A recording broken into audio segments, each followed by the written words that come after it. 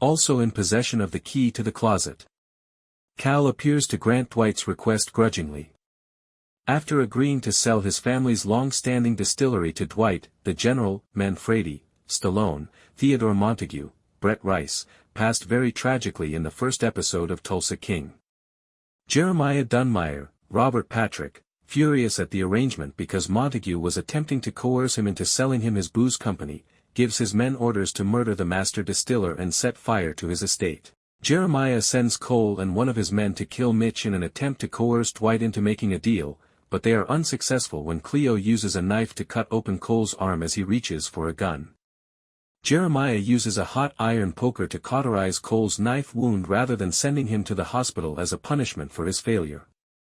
At the end of the episode, Jeremiah goes to Dwight's bar and casino and informs him that he must destroy everything he has created and everyone he loves, piece by piece, and limb by limb, due to his family's legacy. In his response, Dwight tells Jeremiah that he understands his fear and promises to take away his empire without fail. After giving Dwight a vague but menacing death threat, Jeremiah departs the bar and casino. Agent Musso, played by Kevin Pollak, was first presented in Season 3, Episode 1. Musso and Dwight Manfredi have a history dating back to when the mob capo completed his 25-year prison sentence for murder.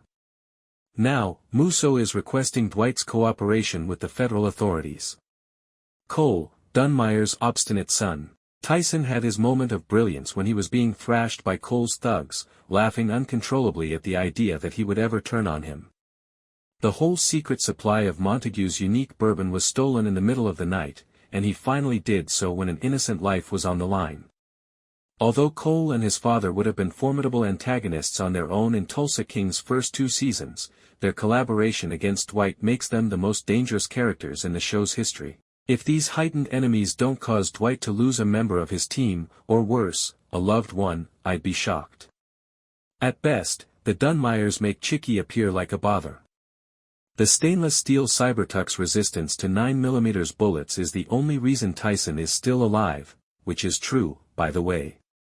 With a sick, racially motivated joy, Cole's men were more than delighted to fire those weapons, creating an unprecedented opportunity for overt prejudice to be displayed against Tyson.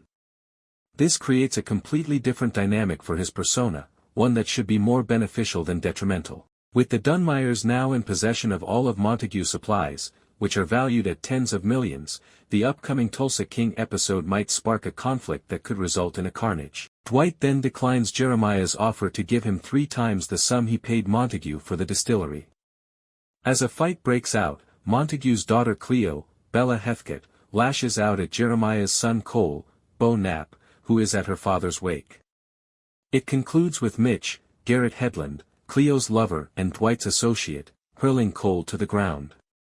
Dwight questions Cleo the following day about why Jeremiah would give him 3 times the price he paid for the distillery. According to Cleo, she discovered in her father's will that he had 200 barrels of aged bourbon hidden in a hidden location, which would bring in $150 million for the company at $5,000 per bottle. Jeremiah knew there was vintage bourbon, but he didn't know where it was stored, Cleo informs Dwight. To repair the pipe work, go to Michael Beach. At first, Mark tells Tyson that he doesn't want to help because of Dwight's criminal history, but he later changes his mind after hearing from his wife, Angie, Juliette Jeffers, that the position would allow Mark to monitor their kid.